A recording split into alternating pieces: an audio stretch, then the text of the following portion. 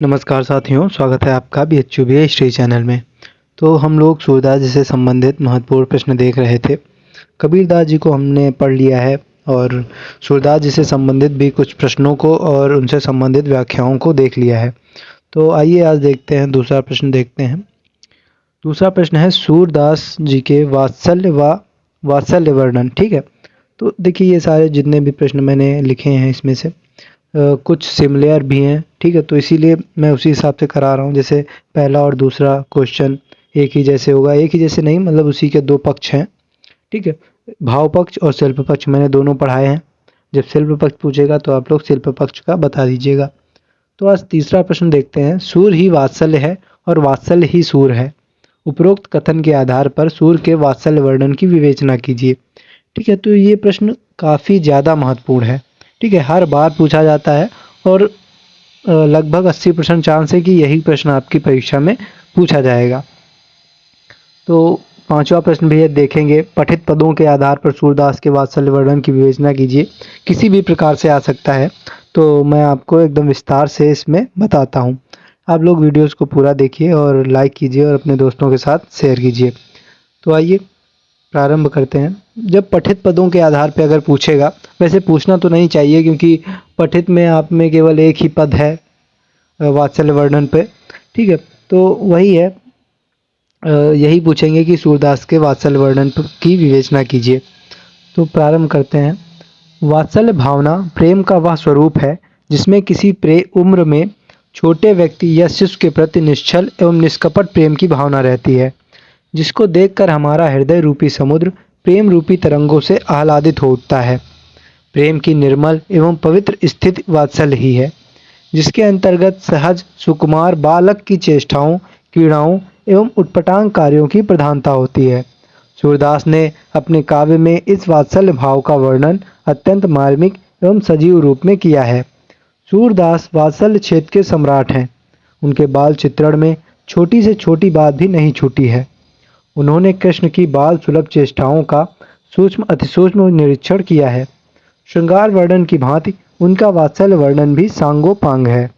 वर्णन की स्वाभाविकता उनके वात्सल्य पक्ष की विशेषता है। उनसे पूर्व वात्सल्य केवल एक भाव था, किंतु सूरदास ने वात्सल्य को रस की कोटि प्रदान करवाने का महत्वपूर्ण कार्य किया।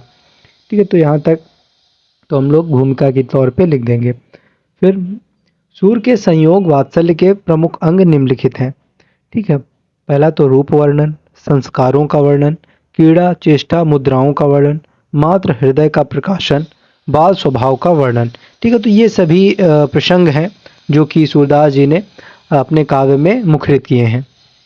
सूरदास के काव्य में कृष्ण के बाल सौंदर्य के साथ साथ जैसा बाल मनोविज्ञान का वर्णन मिलता है, वैसा कहीं अन्यत्र दुर्लभ है।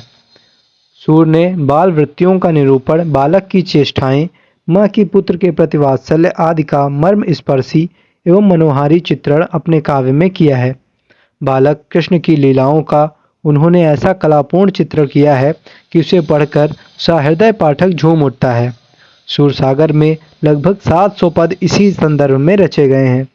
सूर ने बालकों की सहज मनोवृत्तियों के स्वाभाविक चित्र अंकित करते हुए वात्सल्य के संयोग पक्ष का बड़ा ही मार्मिक एवं मनोहारी वर्णन किया है। कृष्ण मुख पर दधि का लेप किए हुए दौड़ रहे हैं और अपनी ही परछाई को पकड़ने की चेष्टा कर रहे हैं, तो कहीं किलकारी भर रहे हैं। इसका मनोरम चित्रण करते हुए सूरदास जी ने लिखा है। शोभित कर नवनीत लिए, घुटुरन चलत रेणु तन मंडित, मुख दधि लेप किए। ठीक है, मुख दधि होगा धा। सूरदास ने बालकों के हृदयस्थ मनोभावों का चित्रण बड़े ही मनोहरम ढंग से किया है। उनके काव्य में बच्चों के खींच, पारस्परिक प्रतिस्पर्धा, बुद्धि की चतुराई, अपराध को छिपाने की प्रवृत्ति, भोले भाले तर्क आदि का विस्तृत चित्रण देखने को मिलता है। बालक कृष्ण दूध नहीं पी रहे हैं। माता यशोदा लालच देती हुई कृष्ण को दूध पिलाने का प्रयत्न कर रही हैं कि दूध पीने से तुम्हारी चोटी बढ़ जाएगी। इस पर कृष्ण एक हाथ से अपनी चोटी पकड़कर दूसरे हाथ से दूध पीते हुए पूछ रहे हैं, मैया कब बढ़ेगी चोटी। इसी भाव का सजीव चित्रण सूरदास ने इस प्रकार किया है। वे कहते हैं, मैया कबहीं बढ़ेगी चोटी, कितनी बार मुहि दूध पियत भई, या अजहू है छोटी। यशोदा के हृदय की सहजता और सरलता का कवि अत्यंत मर्मस्पर्शी वर्णन करते हैं। माँ यशोदा अपने शिष्य को पालने में झुला रही हैं और निंदिया से विनती करती हैं कि वह जल्दी से उनके लाल की अखियों में आ जाए। जसोदा हरि पालने झुलावे, हल रावे दुलरावे, मल रावे जोई सोई कछुआवे, मेरे लाल को आओ निंदरिया, काहे मात्र आन सुलावे, तू काहे ना बेगही आवे, तो को कान बुलावे। ठीक है, तो ये उनका वात्सल्य वर्णन है माता का अपने पुत्र के प्रति। सूर ने वात्सल्य के वियोग पक्ष के अंतर्गत यशोदा और नंद की मानसिक पीड़ा का विवेचन किया है। सूर सागर में वियोग का आरंभ ही वात्सल्य के वियोग पक्ष से हुआ है। श्री कृष्ण जब अक्रूर के साथ मथुरा चले गए हैं और अतिशय प्रतीक्षा के बाद भी नहीं आए, तो यशोदा दुखित मन से अपने पति नंद को फटकारती हैं। वे कहती हैं, नंद ब्रज लीजय ठोकी बजाए, देहु बिदा मिल जाए मधुपुरी, जहाँ गोकुल के राय।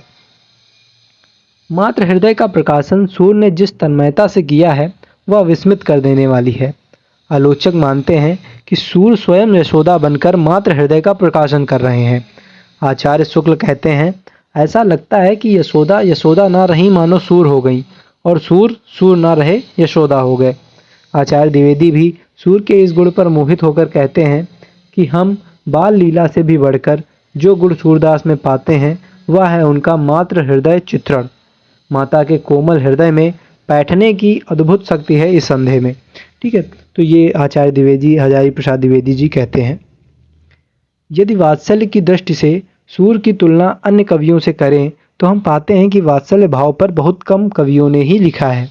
आदि कवि वाल्मीकि, महाकवि कालिदास और रविन्द्रनाथ टैगोर जैसे कवियों ने वात्सल्य के कुछ चित्र खींचे हैं, किंतु सूर के वात्सल्य वर्णन की सरलता और मनोहरता उनमें नहीं है।